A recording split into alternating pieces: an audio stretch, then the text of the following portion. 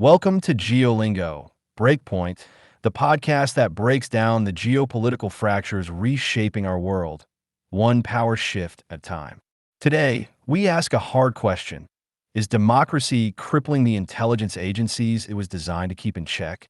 In this episode, we explore how political oversight in the United States, meant to protect civil liberties, can sometimes undermine the very institutions tasked with protecting the nation.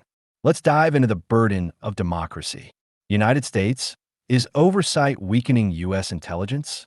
In a democracy like the United States, unchecked power is a threat.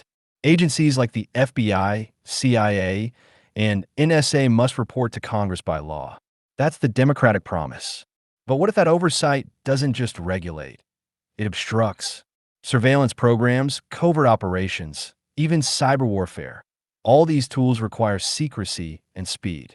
Yet, in an age of political theater and 24/7 news cycles, intelligence leaders spend more time on defense than strategy. Was the FBI politically hijacked during the Comey era? Let's revisit 2016. James Comey, then director of the FBI, found himself in a political firestorm.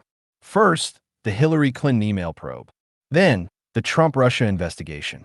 Comey was summoned repeatedly to testify, sometimes within days, answering the same questions in a hyper-politicized atmosphere.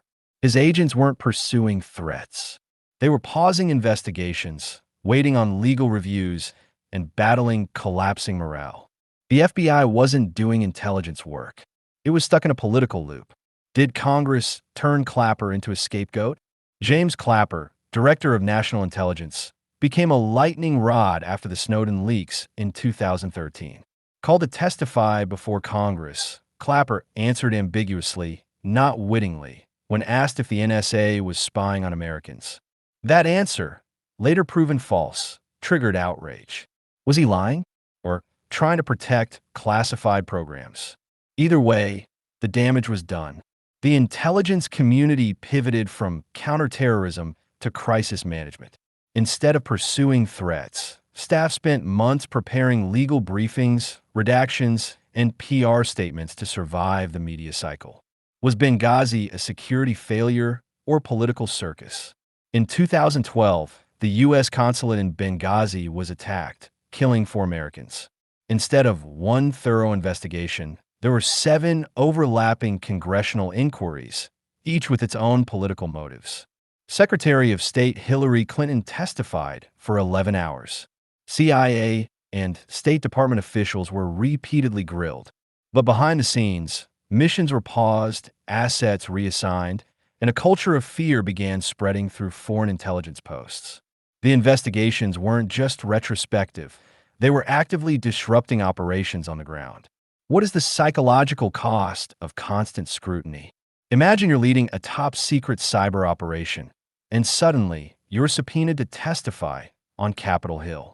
Cameras are rolling, senators are posturing, and you're expected to explain classified actions without violating national security protocols. Former CIA officials say the real threat wasn't al-Qaeda, but congressional subpoenas.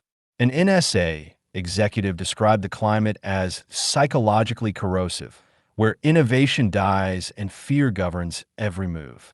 In short, intelligence officers were not only fighting foreign threats, they were dodging domestic political fire.